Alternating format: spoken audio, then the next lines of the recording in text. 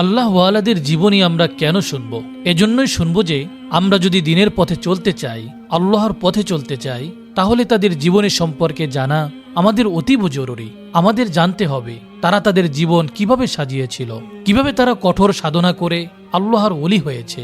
আমরাও যদি তাদের মতো করে চেষ্টা করি, যদি ওলি নাও হতে পারি, অন্তত পক্ষে একজন ভালো মানুষ হয়ে কবরে যেতে পারবো ইনশাআল্লাহ। আজকে আমরা ভিডিওতে আল্লাহর একজন মহান ওলি হযরত ইব্রাহিম বিন আদহাম রহমাতুল্লাহ আলাইহি এর জীবনী সম্পর্কে জানব ইনশাআল্লাহ। তাই ভিডিওটি সম্পূর্ণ দেখার অনুরোধ করছি। প্রথম জীবনে হযরত ইব্রাহিম আদহাম রহমাতুল্লাহ আলাইহি বলখের বাদশা ছিলেন। পরে সবকিছু পরিত্যাগ করে তিনি দুনিয়া ত্যাগী হন। তিনি সর্বজন প্রিয় বুজুর্গ ছিলেন। জীবনে তিনি বহু ওলিদের দর্শন লাভ করেছেন। তিনি ইমাম আবু হানিফা রহমাতুল্লাহ আলাইহি এর সাথে প্রায় সাক্ষাৎ করতেন। হযরত ইব্রাহিম আদহাম রহমাতুল্লাহ আলাইহি ছিলেন বলখ ও তার আশেপাশের এক বৃহৎ অঞ্চলের বাদশা। একদিন তিনি গভীর রাতে শাহী মহলে সুসজ্জিত পালঙ্কের উপর শুয়ে আছেন। এমন সময় হঠাৎ অট্টলিকার ছাদ কেঁপে ওঠে। কার পায়ের ভারে ছাদ এভাবে কেঁপে উঠল তা বুঝতে না পেরে তিনি উচ্চ কণ্ঠে জিজ্ঞেস করেন, কে? উত্তর এলো, তোমারই একজন বন্ধু। আমার একটি উট হারিয়ে গিয়েছে, সেটির অনুসন্ধান করছি। তিনি অবাক হয়ে বললেন, ওহে মূর্খ, অট্টলিকার উপরে উট আসবে কিভাবে? উত্তরে তিনি বলেন, হে অলস, তুমি স্বর্ণ নির্মিত সিংহাসনে বসে মূল্যবান পোশাক পরিধান করে আল্লাহ তাআলার অনুসন্ধান করছো। এটা ছাদের উপর উট অনুসন্ধান অপেক্ষা সেটা অধিক আশ্চর্যজনক নয়? একথা বলেই আগন্তুক অদৃশ্য হয়ে গেলেন। তার একথায় হযরত ইব্রাহিম আদহাম রহমাতুল্লাহ আলাইহি এর মনে চিন্তা ও ভয়ের উদয় হলো এবং অন্তরে অশান্তির আগুন জ্বলে উঠল। সে রাতে কিছুতেই আর তার ঘুম হলো না।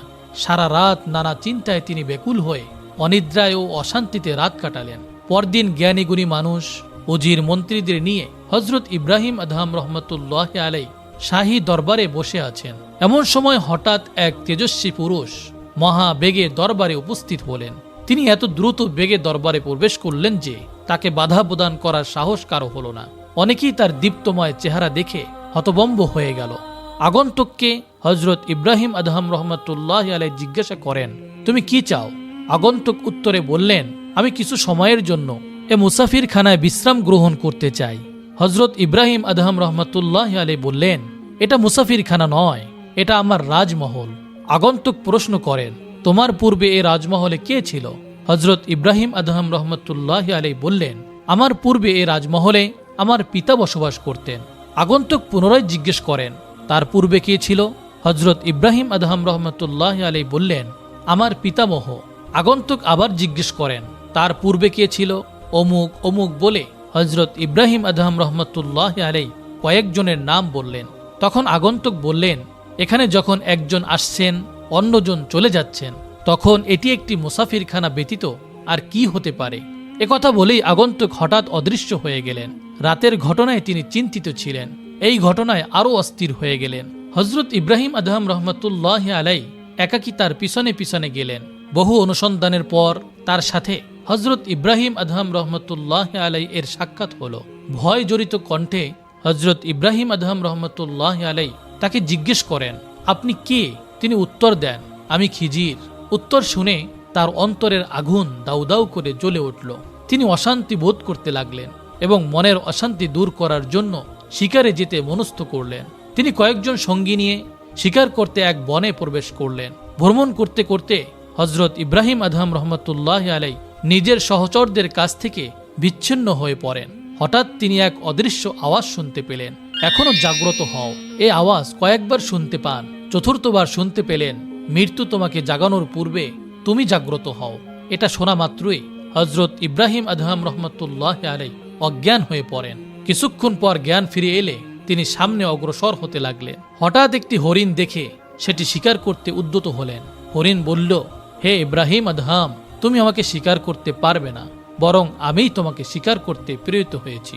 হে ইব্রাহিম আদহাম, এ কাজের জন্যই কি তোমার সৃষ্টি? হযরত ইব্রাহিম আদহাম রহমাতুল্লাহ আলাইহি অবাক হয়ে ঘোড়ার পিঠে আরোহণ করেন। ঘোড়ার জবান থেকেও হরিণের আওয়াজেরই প্রতিধ্বনি তিনি শুনতে পেলেন। এতে তিনি ভীতু হয়ে মাওলার প্রতি এত বেশি মনোযোগ দিলেন যে তার কলবে বা তিনি নূরে নূরান্বিত হয়ে গেল। তারপর সেখান থেকে রওনা হয়ে ভ্রমণ করতে করতে তিনি নিশাপুরের কাছে এক গুহায় আশ্রয় গ্রহণ করেন। 9 বছর তিনি সে গুহায় আল্লাহর ইবাদতে মশগুল ছিলেন। সেখানে তিনি অসাধারণ সাধনা এবং নফসের সাথে যুদ্ধ করেছেন। সে নির্জন ও ভয়ঙ্কর গুহায় একাকী বাস করা সাধারণ লোকের পক্ষে অসম্ভব ছিল। প্রত্যেক বৃহস্পতিবার তিনি গুহা থেকে বের হতেন এবং জঙ্গল থেকে জ্বালানি কাঠ সংগ্রহ করে একটি বোঝা বেঁধে রাখতেন।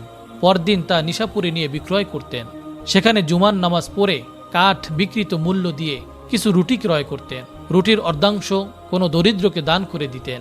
গুহায় ফিরে এসে বাকি অর্ধেক রুটি আহার করে পরবর্তী বৃহস্পতিবার পর্যন্ত সেও রবের ইবাদতে মশগুল থাকতেন। একদিন শীতকালে গভীর রাত পর্যন্ত হজরত ইব্রাহিম আদহাম রহমতুল্লাহ আলাই নামাজে মশগুল ছিলেন। একে শীত, তদুপরি বরফ পড়ার ফলে সর্দি লেগে প্রাণে মারা যাবার উপক্রম হয়। মনে মনে তিনি আগুনের কথা চিন্তা করতে লাগলেন। এমন সময় তিনি বোধ করলেন কে যেন তার পৃষ্ঠে পুস্তিন বা গরম চামড়ার পোশাক জাতীয় কিছু দিল। এতে শরীর বেশ গরম হয়ে গেল। ভোরবেলায় তিনি দেখতে পেলেন তাকে যে গরম করে রেখেছে বস্তুত তা পুস্তিন নয়, একটি বড় অজগর। মনে ভয়ের উদ্রেক হওয়ায় তিনি আল্লাহর দরবারে মুনাজাত করেন, হে আল্লাহ, আমি যাকে তোমার গজব স্বরূপ দেখছি প্রকৃত পক্ষে তাকে তোমার রহমত রূপে আমার কাছে পাঠিয়েছ। তোমার কুদরত বুঝতে আমি সম্পূর্ণ অক্ষম। এ মোনাজাত করার সাথে সাথে অজগরটি মাথা নত করে চলে গেল। 9 বছর পর যখন লোকজন তার মর্যাদা ও পরিচয় লাভ করে তার দরজায় ভিড় করতে থাকে, তখন তিনি সে গুহা পরিত্যাগ করে মক্কা শরীফ গমন করেন। গুহা ত্যাগ করার পর শেখ আবু সাইদ সে গুহা দেখতে যান। গুহার ঘ্রাণ চারদিকে বিমোহিত করে রেখেছিল। অবাক হয়ে তিনি বললেন, হজরত ইব্রাহিম আদহাম রহমতুল্লাহ আলাই এর কিছুকাল অবস্থানের ফলে গুহাটি যেরূপ প্রাণ মাতান খুশবুদার হয়েছিল, সমস্ত গুহাটি কস্তুরী বা আতর দ্বারা পূর্ণ থাকলেও সেরূপ হতো না।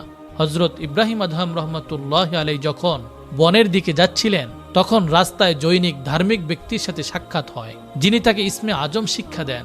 তিনি উক্ত ইসমে আজম রীতিমতো জপতে থাকেন। উক্ত ধার্মিক ব্যক্তি চলে যাওয়ার পরই হজরত খিজির আলাইহিস সালাতু ওয়াসসালামের সাথে তার সাক্ষাৎ হয়। হজরত খিজির আলাইহিস সালাতু ওয়াসসালাম তাকে বললেন, হে ইব্রাহিম আদহাম, যিনি আপনাকে ইসমে আজম শিক্ষা দিয়েছেন তিনি আমার ভাই ইলিয়াস। হজরত খিজির আলাইহিস সালাতু ওয়াসসালামের সাথে তার আরও কথোপকথন হয়। তারই কাছে মুরিদ হয়ে হজরত ইব্রাহিম আদহাম রহমতুল্লাহ আলাই উন্নতি উচ্চ আসনে আরোহণ করেন। এক বর্ণনায় পাওয়া যায়, হজরত ইব্রাহিম আদহাম রহমতুল্লাহ আলাই 40 বছর যাবৎ রোনাজারি ও ইবাদত বন্দিগি করতে করতে পথ অতিক্রম করে মক্কা শরীফে পৌঁছেন।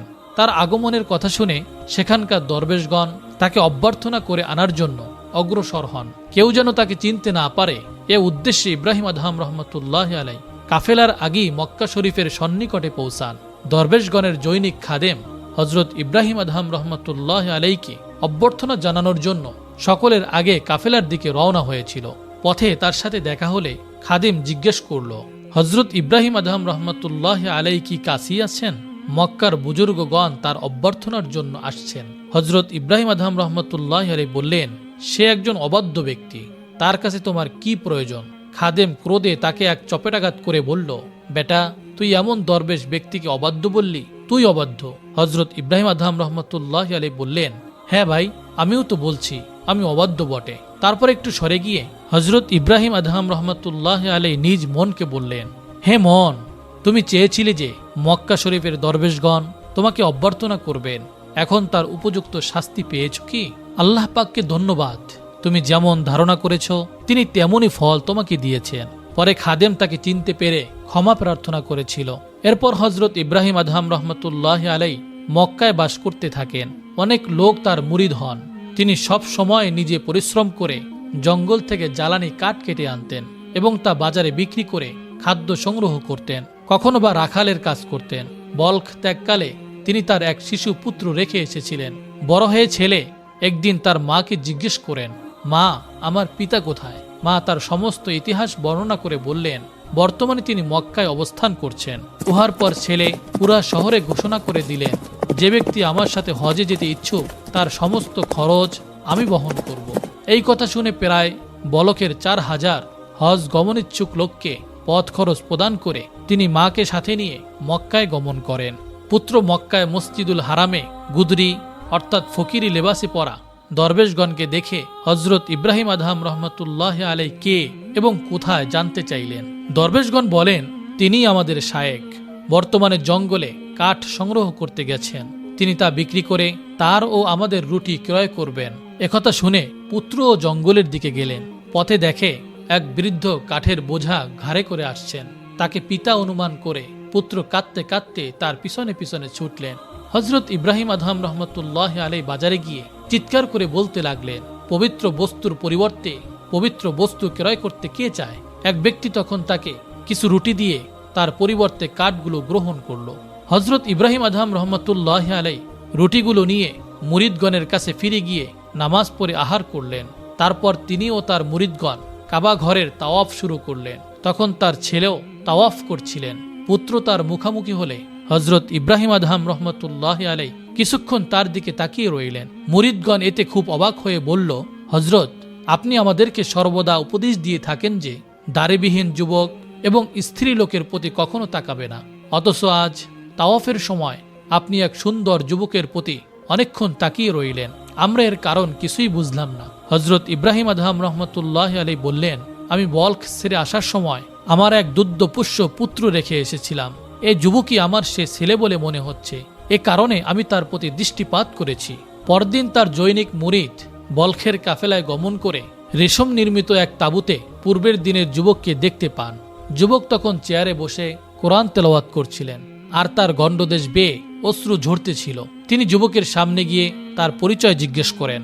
এতে যুবক আরো কাঁদতে লাগলেন এবং বললেন, আমার বাড়ি বলখ শহরে এবং আমার পিতার নাম ইব্রাহিম আদহাম রহমতুল্লাহ আলাই। আমি পিতাকে দেখিনি, কারণ আমার শৈশব অবস্থায় তিনি সংসার ত্যাগ করেছেন। আমি জানতে পেরেছি যে তিনি বর্তমানে মক্কা শরীফেই আছেন। গতকাল এক বৃদ্ধকে দেখে তাকে আমার পিতা বলে ধারণা হয়েছিল, কিন্তু পরিচয় জিজ্ঞেস করিনি, কারণ তিনি আমাদেরকে ছেড়ে এসেছেন। এখন পরিচয় পেলে আবার নিজেকে গোপন করতে পারেন। একথা শুনে দরবেশ বললেন, আপনি আমার সাথে এখনই চলুন, আপনাকে তার সম্মুখে হাজির করে তার সাথে পরিচয় করিয়ে দেব। হজরত ইব্রাহিম আদহাম রহমতুল্লাহ আলাই এ সময় নিজ মুরিদগণ সহ রুকুনি ইয়ামানি নামক স্থানে বসেছিলেন। দূর থেকে তিনি নিজ পুত্র ও স্ত্রীকে মুরিদের সাথে আসতে দেখলেন।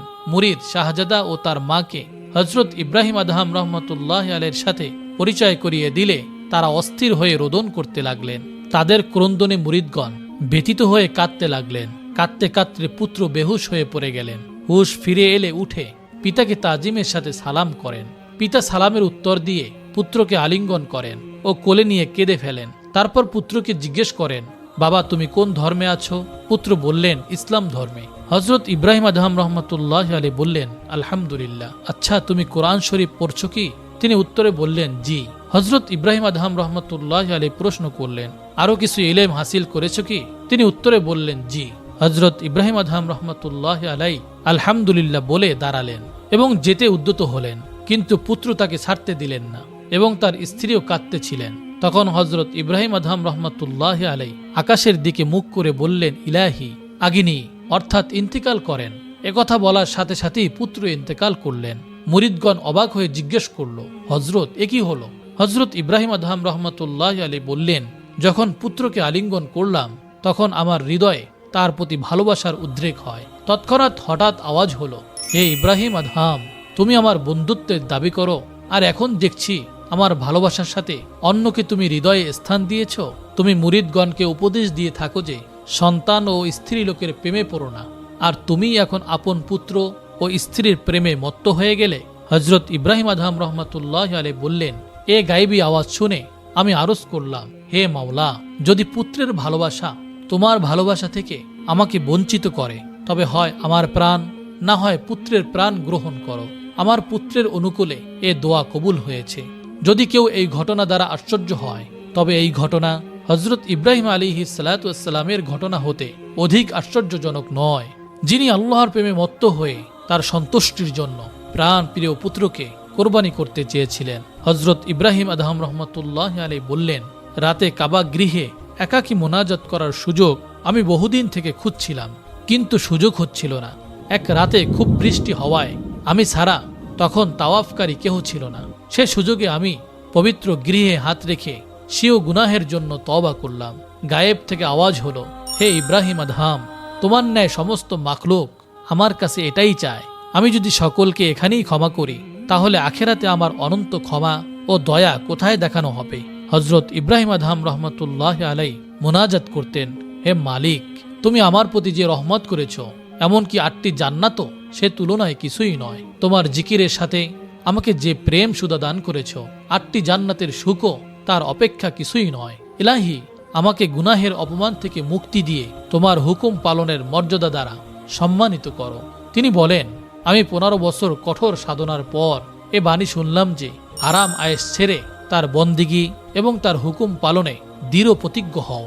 একবার লোকেরা জিজ্ঞেস করল, আপনি খোরসান থেকে এখানে কেন এলেন? তিনি উত্তরে বললেন, সেখানে লোকেরা আমাকে বারবার জিজ্ঞেস করত, গতকাল আপনি কেমন ছিলেন আর আজই বা কেমন আছেন? আপনি স্ত্রী গ্রহণ করেন না কেন? তিনি বললেন, কোনো স্ত্রী লোক কি এ উদ্দেশ্যে স্বামী গ্রহণ করে যে সে অন্ন বস্ত্রবিহীন ও খালি গায়ে থাকবে? পারলে আমি নিজেই তালাক দেই। এই অবস্থায় অন্য একজন স্ত্রী লোককে কিরূপে প্রতারণা ও ফাঁকির বন্ধনে বেঁধে রাখতে পারি? একদিন হজরত ইব্রাহিম আদহাম রহমতুল্লাহ আলাই কোনো দরবেশকে দেখলেন অন্য এক দরবেশের গীবত কুচ্ছা রটনা করছেন। তিনি তাকে তিরস্কার করে বললেন, মনে হয় তুমি বিনামূল্যে দরবেশি ক্রয় করেছ। দরবেশ বলল, দরবেশি কি আবার কেহ মূল্য দিয়ে ক্রয় করে? হজরত ইব্রাহিম আদহাম রহমতুল্লাহ আলাই বললেন, আমাকে দেখো, আমি বলখ রাজ্যের বিনিময়ে দরবেশি ক্রয় করেছি, কিন্তু তবু এ সওদায় আমি বড়ই লাভবান হয়েছি। কেননা রাজ্যের তুলনায় দরবেশি অনেক বেশি মূল্যবান জিনিস। কোনো এক ব্যক্তি 1000 দিরহাম এনে হজরত ইব্রাহিম আদহাম রহমতুল্লাহ আলাইকে বললেন, আপনি এই অর্থ গ্রহণ করুন। তিনি বললেন, আমি গরিবের কাছ থেকে কিছুই গ্রহণ করি না। সে ব্যক্তি বলল, আমি গরিব নই, আমি ধনী। হজরত ইব্রাহিম আদহাম রহমতুল্লাহ আলাই জিজ্ঞেস করলেন, তোমার যা ধন সম্পদ আছে তুমি কি তার চেয়ে আরো বেশি চাও? সে বলল, হ্যাঁ। হজরত ইব্রাহিম আদহাম রহমতুল্লাহ আলাই বললেন, তাহলে তো তুমি একজন বড় ভিক্ষুক, তোমার অর্থ ফেরত নিয়ে যাও। তিনি আক্ষেপ করে একথাও বললেন, হায়, আমি দরিদ্রতা তালাশ করি আর ধন দৌলত এসে উপস্থিত হয়। হজরত ইব্রাহিম আদহাম রহমতুল্লাহ আলী বললেন, একদিন পথে একখণ্ড বড় পাথর দেখলাম, তার উপর লেখা ছিল, এটা উল্টিয়ে পড়ো। পাথর খণ্ড উল্টিয়ে দেখলাম, তাতে লেখা রয়েছে, যা তুমি জানো তা করার শক্তি থাকা সত্ত্বেও কেন সে মতে কাজ করো না, আবার যা জানো না তা কেন অনুসন্ধান করো না। হজরত ইব্রাহিম আদহাম রহমতুল্লাহ আলাই এক ব্যক্তিকে জিজ্ঞেস করেন, তুমি কি আল্লাহ প্রেমিক হতে চাও? সে বলল, হ্যাঁ চাই। তিনি বললেন, তাহলে শরীয়ত বিরোধী যাবতীয় সম্পর্ক ত্যাগ করো, আল্লাহ ছাড়া সমস্ত বস্তু থেকে নিজের অন্তরকে মুক্ত করো এবং আল্লাহ তাআলার জন্য নিজেকে বিলীন করে দাও। হালাল খাদ্য খাও, রাতে তাহাজ্জুদ নামাজ পড়া ও দিনে রোজা রাখার চেয়ে হালাল খাদ্যের দ্বারা তোমার বাসনা সহজে পূর্ণ হতে পারে। তিনি আরো বললেন, হালাল খাদ্য ছাড়া শুধু নামাজ, রোজা, হজ এবং জিহাদ দ্বারা কেহই সাধক হতে পারে না। লোকেরা বলল, অমুক গ্রামে জৈনিক যুবক দরবেশ আছেন যিনি সর্বদা ইবাদতে মশগুল থাকেন। হজরত ইব্রাহিম আদহাম রহমতুল্লাহ আলাই বললেন, আচ্ছা, আমাকে সেখানে নিয়ে চলো, আমি তার সাথে সাক্ষাৎ করব। যথাসময়ে হজরত ইব্রাহিম আদহাম রহমতুল্লাহ আলাই তার কাছে গমন করেন। যুবক হজরত ইব্রাহিম আদহাম রহমতুল্লাহ আলাইকে বললেন, আপনি 3 দিন পর্যন্ত আমার মেহমান হিসেবে থাকবেন। হজরত ইব্রাহিম আদহাম রহমতুল্লাহ আলাই রাজি হলেন এবং 3 দিন পর্যন্ত তার অবস্থানাদি সূক্ষ্মভাবে পর্যবেক্ষণ করলেন। লোকমুখে যা শুনেছিলেন, যুবককে তার চেয়েও বেশি ইবাদতে মশগুল দেখতে পান। এতে মনে মনে তিনি নিজেকে বড়ই ধিক্কার দিলেন যে এই যুবক তার চেয়েও রাত জাগরণে ও ইবাদতে এগিয়ে আছে, আর তিনি তার চেয়ে বহুগুণে নিকৃষ্ট। তিনি ভাবলেন, তার মধ্যে শয়তানের কোনো দখল আছে কিনা আমি পরীক্ষা করে দেখব। মনে মনে বললেন, আমি তার আসল কাজ অনুসন্ধান করব, যা দ্বারা তিনি রুজি রোজগার করেন। অনুসন্ধান করে তিনি দেখলেন যে তার উপার্জিত খাদ্য হালাল নয়। 3 দিন পর হজরত ইব্রাহিম আদহাম রহমতুল্লাহ আলাই যুবককে বললেন, তোমাকে 3 দিনের জন্য আমার মেহমান হয়ে থাকতে হবে। যুবক রাজি হলে তাকে সাথে নিয়ে হজরত ইব্রাহিম আদহাম রহমতুল্লাহ আলাই নিজ বাড়িতে আসলেন এবং নিজের হালাল রুজির খাদ্য তাকে খাওয়ালেন। এতে যুবকের ইবাদতের অবস্থা এবং আল্লাহর প্রতি প্রেম ও আসক্তি ক্রমশ কমে যেতে লাগলো। যুবক অবাক হয়ে বলল, আপনি আমাকে কি করলেন? হজরত ইব্রাহিম আদহাম রহমতুল্লাহ আলাই বললেন, আমি কিছুই করিনি, তবে পূর্বে তোমার খাদ্য বস্তু হালাল ছিল না। শয়তান তোমার সে খাদ্যের সাথে তোমার ভিতরে প্রবেশ করত, আবার বের হয়ে আসতো। এখন হালাল খাদ্য তোমার ভিতরে প্রবেশ করেছে, সে খাদ্যই এখন আসল রহস্য প্রকাশ করে দিবে। মনে রেখো, ইবাদত হালাল রুজি ও হালাল খাদ্যের উপর নির্ভর করে। বর্ণিত আছে, তিনি পবিত্র রমজান মাসে মাঠ থেকে ঘাস কেটে এনে বিক্রি করতেন। এতে কিছু উপার্জন হতো, তা দরবেশদের মধ্যে বন্টন করে দিয়ে সারা রাত নামাজে মশগুল থাকতেন। লোকেরা তাকে জিজ্ঞেস করল, আচ্ছা, আপনার নিদ্রা হয় না কেন? তিনি উত্তরে বললেন, আল্লাহ প্রেমে আমার এক মুহূর্তেও শান্তি নেই। শান্তির অভাব হলে কিরূপে নিদ্রা আসবে? তিনি নামাজ পড়ে হাত মুখের উপর রেখে বলতেন, আল্লাহ না করুন এ নামাজ আমার মুখে নিক্ষিপ্ত হবে বলে আশঙ্কা করছি। একদিন তার খাবারের কোনো জোগাড় হলো না। এর কৃতজ্ঞতা স্বরূপ রাত্রিতে তিনি 4 রাকাত নামাজ পড়লেন। দ্বিতীয় রাত্রেও তার খাদ্য জুটল না। সে রাতে তিনি 4 রাকাত নামাজ পড়লেন। এভাবে একাধারে 7 দিন কেটে গেল। অনাহারে তিনি দুর্বল হয়ে পড়লেন। এই অবস্থায় আরজ করলেন, হে মাওলা, এখন যদি কিছু খেতে দাও তবে ভালো হয়। তখনই সেখানে এক যুবক এসে জানতে চাইল, আপনার কি খাদ্যের দরকার আছে? তিনি বললেন, হ্যাঁ। যুবক বলল, আচ্ছা, তবে আপনি আমার মেহমান হয়ে আমাদের বাড়িতে চলুন। যুবক তাকে নিয়ে বাড়ি গেল। তার চেহারার দিকে তাকিয়েই যুবকটি হঠাৎ চিৎকার করে বলে উঠল, হুজুর, আমি তো আপনারই সেই পুরাতন গোলাম। আমার যা কিছু দেখছেন সমস্তই আপনার। হজরত ইব্রাহিম আদহাম রহমতুল্লাহ আলাই বললেন, আমি তো তোমাকে আজাদ করে দিয়েছি। তোমার কাছে যে ধন সম্পদ আছে সমস্তই তোমাকে দান করলাম। এখন আমাকে যাবার অনুমতি দাও। এবার যুবক হতবম্ব হয়ে রইল। হজরত ইব্রাহিম আদহাম রহমতুল্লাহ আলাই বললেন, হে আল্লাহ, আজ থেকে আমি কসম করছি যে আর কখনো কোনো মানুষের কাছে কিছু চাইব না। আমি তোমার কাছে শুধু 1 খণ্ড রুটি চেয়েছি, আর তুমি আমাকে দুনিয়ার সম্পদ এনে দিচ্ছ। কোনো এক রাতে হজরত ইব্রাহিম আদহাম রহমতুল্লাহ আলাই এর একজন মুরিদ একটি অনাবাদ মসজিদে অসুস্থ অবস্থায় ছিলেন। তখন অত্যন্ত শীত ছিল এবং মসজিদের দরজায় কপাট ছিল না। ভোরবেলা পর্যন্ত হজরত ইব্রাহিম আদহাম রহমতুল্লাহ আলাই দরজায় দাঁড়িয়ে থাকেন। রোগী পরে তাকে জিজ্ঞেস করল, আপনি কেন সারা রাত দাঁড়িয়ে কাটিয়ে দিলেন? হজরত ইব্রাহিম আদহাম রহমতুল্লাহ আলী উত্তরে বললেন, রাতে অত্যন্ত ঠান্ডা বাতাস বইছিল, যাতে তোমার ঠান্ডা কম লাগে সেজন্য দরজায় দাঁড়িয়েছিলাম। একদিন কিছু লোক হজরত ইব্রাহিম আদহাম রহমতুল্লাহ আলীকে জিজ্ঞেস করল, আমরা আল্লাহর দরবারে এত মোনাজাত করি অথচ তিনি কবুল করেন না, এর কারণ কি? হজরত ইব্রাহিম আদহাম রহমতুল্লাহ আলী বললেন, তোমরা আল্লাহর নির্দেশ পালন করো না, রাসূলুল্লাহ সাল্লাল্লাহু আলাইহি সাল্লামকে জানো ও বিশ্বাস করো অথচ তার তাবেদারি করো না, কোরআন শরীফ পড়ো অথচ তার উপর আমল করো না, আল্লাহ তাআলার নিয়ামত সমূহ ভোগ করো কিন্তু তার শুকর আদায় করো না, জান্নাত নেককারদের জন্যই নির্ধারিত একথা জানো তথাপি তার তালাশ করো না, তোমরা এটাও জানো যে জাহান্নামের আগুনের উপকরণ প্রস্তুত তথাপি তা থেকে তোমরা পালায়ন করো না, শয়তান তোমার প্রকাশ্য শত্রু, এটা জেনেও তার সাথে শত্রুতা করো না, বরং তার সাথে বন্ধুত্বই করে থাকো, মৃত্যু যে অবশ্যই আসবে এটা ভালোভাবেই জানো কিন্তু তার জন্য প্রস্তুত হচ্ছ না, মাতা পিতা পুত্র কন্যাদেরকে মাটিতে কবর দিয়ে আসছো কিন্তু তা থেকে শিক্ষা গ্রহণ করছো না, নিজের কুস্বভাব কুপ্রবৃত্তি ইত্যাদি দোষসমূহ ত্যাগ করছো না অথচ পরে দোষ খুঁজে বেড়াচ্ছ। এখন বলো তো, যারা এতগুলো পাপে লিপ্ত তাদের দোয়া কিভাবে কবুল হবে? হজরত ইব্রাহিম আদহাম রহমতুল্লাহ আলী বলেন, হজের সফরে আমার জন্য কোনো খানার ব্যবস্থা ছিল না। শয়তান এসে বলল, হায়, বলখের বাদশাহী ছেড়ে এখন ক্ষুধায় মরছ? বাদশাহী থাকলে আজ কত জাঁকজমক করে চলতে ও সুখাদ্য আহার করতে। একথা শুনে আমি মুনাজাত করে বললাম, হে প্রতিপালক, তোমার দোস্তকে কষ্ট দেওয়ার জন্য শত্রুকে তার কাছে পাঠানো উচিত? অমনি অদৃশ্য থেকে আওয়াজ এলো, হে ইব্রাহিম আদহাম, যা কিছু তোমার পকেটে আছে তা ফেলে দাও, দেখবে যা দেখো না তা প্রকাশ হয়ে পড়বে। ভুল ক্রমে যে রৌপ্য মুদ্রা আমার পকেটে রাখা ছিল তা আমি দূরে ফেলে দিলাম।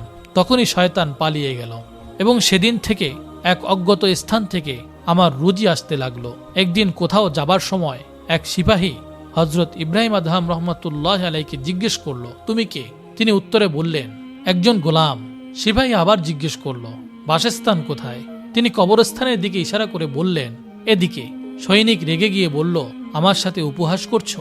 এ বলে হজরত ইব্রাহিম আদহাম রহমতুল্লাহ আলাইকে মারতে লাগলো এবং গলায় দড়ি বেঁধে রাস্তা দিয়ে টেনে নিয়ে যেতে লাগলো। লোকেরা বলল, হে মূর্খ, হজরত ইব্রাহিম আদহাম রহমতুল্লাহ আলাইকে কেন মারছ? সৈনিক তার নাম শুনেই তার পায়ে পড়ে ক্ষমা প্রার্থনা করল। হজরত ইব্রাহিম আদহাম রহমতুল্লাহ আলাই বললেন, তুমি আমার প্রতি যে ব্যবহার করেছ সেজন্য আমি তোমাকে দোয়া করি, কেননা তোমার এ ব্যবহার আমার জন্য বেহেশতে প্রবেশের কারণ হলো। তোমার ভাগ্যে দোজখ হোক, আমি তা কখনোই চাই না। সৈনিক বলল, আচ্ছা, যখন আমি আপনার বাসস্থানের কথা জিজ্ঞেস করি তখন নাম ও কবরস্থানের প্রতি এমন করলেন কেন? হজরত ইব্রাহিম আদহাম রহমতুল্লাহ আলী বললেন, সকল মানুষই আল্লাহর গোলাম এবং কবরস্থান প্রতিনিয়ত আবাদ হচ্ছে ও নগর ধ্বংস হচ্ছে, অর্থাৎ নগরের লোক মৃত্যুর পর কবরস্থানে গিয়ে বসতি স্থাপন করছে। সুতরাং সেটাই সবার স্থায়ী বাসস্থান। একদিন এক পাহাড়ে বসে জৈনিক দরবেশের সাথে আলাপ করছিলেন। সে দরবেশ তখন হজরত ইব্রাহিম আদহাম রহমতুল্লাহ আলাইকে জিজ্ঞেস করলেন, আচ্ছা, মানুষ কামেল হওয়ার পরিচয় কি? উত্তরে তিনি বললেন, যদি সে পাহাড়কে বলে চলো, তখনই পাহাড় চলবে। আশ্চর্যের বিষয় যে তখনই পাহাড়টি চলতে শুরু করলো। হজরত ইব্রাহিম আদহাম রহমতুল্লাহ আলাই বললেন, হে পাহাড়, আমি তোমাকে চলতে আদেশ করিনি, আমি শুধু উদাহরণস্বরূপ তা বলেছিলাম। বলা বাহুল্য, তখন পাহাড় থেমে যায়। একদিন হজরত ইব্রাহিম আদহাম রহমতুল্লাহ আলাই দজলা নদীর পারে বসে নিজের সেরা কাপড় সেলাই করছিলেন। এমন সময় এক ব্যক্তি বলল, আচ্ছা বলুন তো, বলখ দেশের বাদশাহী ছেড়ে আপনি কি লাভ করেছেন? হজরত ইব্রাহিম আদহাম রহমতুল্লাহ আলাই তার মনের ভাব বুঝতে পেরে হাতের সুষ্টি নদীতে ফেলে দিয়ে তাকে বললেন, এটা কি উঠাতে পারো? লোকটি অক্ষমতা প্রকাশ করল। হজরত ইব্রাহিম আদহাম রহমতুল্লাহ আলাই নদীর দিকে ইশারা করলেন। ইশারা মাত্রই অসংখ্য মাছ এক একটি সোনার সুচ মুখে নিয়ে পানির উপর ভেসে ওঠে। তিনি বললেন, আমি সোনার সুচ চাইনি, আমার সুচটি আমি ফেরত চেয়েছি। অমনি একটি মাছ তার সুচটি তার সম্মুখে ফেলে দিল। তারপর তিনি সে ব্যক্তিকে লক্ষ্য করে বললেন, বলখের বাদশাহী ছেড়ে পৃথিবীর সবচেয়ে উৎকৃষ্ট বস্তুই আমি লাভ করেছি। এক দরবেশ সহ ইব্রাহিম আদহাম রহমতুল্লাহ আলাই কোন স্থানে রওনা হন। পথে এক কিল্লার কাছে পৌঁছেন। কিল্লার দরজায় কাঠের অনেক টুকরা পড়েছিল। দরবেশগণ বললেন, আজ রাত এখানেই কাটাবো এবং আগুন জ্বালাবো, কারণ কাছে একটি পরিষ্কার নহর দেখা যায়। সিদ্ধান্ত স্থির করে আগুন জ্বালালেন। একজন বলে উঠলেন, যদি এখন হালাল গোস্ত পেতাম তবে এই আগুনে ভাজা করে খেতাম। হজরত ইব্রাহিম আদহাম রহমতুল্লাহ আলাই তখন নামাজ পড়ছিলেন। নামাজের সালাম ফিরিয়ে তিনি বললেন, আল্লাহ তাআলা সর্বশক্তিমান, হালাল গোস্ত পাঠাবার শক্তিও তার আছে। একথা বলে পুনরায় নামাজে লেগে গেলেন। কিছুক্ষণ পরে তারা বাঘের গর্জন শুনতে পেল। দেখতে দেখতে একটি বাঘ ও তার আগে আগে একটি হরিণ সেখানে উপস্থিত হয়। হরিণটি সামনে পেয়ে দরবেশগণ তাকে ধরে ফেলেন এবং জবেহ করে তার গোস্ত কাবাব করে আহার করলেন। বাঘটি তাদের পাশে বসে সবকিছু দেখছিল। কথিত আছে, হজরত ইব্রাহিম আদহাম রহমতুল্লাহ আলাই লোক সমাজ থেকে সম্পূর্ণ বিচ্ছিন্ন হয়ে নির্জন স্থানে নিজেকে লুকিয়ে রেখেছিলেন। এ কারণে তার কবরের সঠিক অবস্থান কেহ বলতে পারেনি। কেহ বলেন তার মাজার বাগদাদে, আবার কেহ বলেন শাম দেশে, কেউ বলেন হজরত লুত আলাইহিস সালাতু ওয়াস সালামের কবরের কাছেই তার কবর। কথিত আছে, তার ইন্তেকালের পরপরই দুনিয়ার লোক অদৃশ্য থেকে এই আওয়াজ শুনতে পেয়েছিল, জেনে রাখো, দুনিয়ার শান্তি দুনিয়া ত্যাগ করেছে। এর কিছুক্ষণ পরেই তার ইন্তেকালের কথা সকল জায়গায় ছড়িয়ে পড়ে। সম্মানিত দর্শক শ্রোতা, আমরা এতক্ষণ পর্যন্ত আল্লাহর একজন মহান ওলির জীবনী সম্পর্কে জানলাম। আল্লাহ পাক রব্বুল আলামিন আমাদেরকেও আল্লাহ পাকের একজন খাঁটি বান্দা হওয়ার তৌফিক দান করুন। আমিন।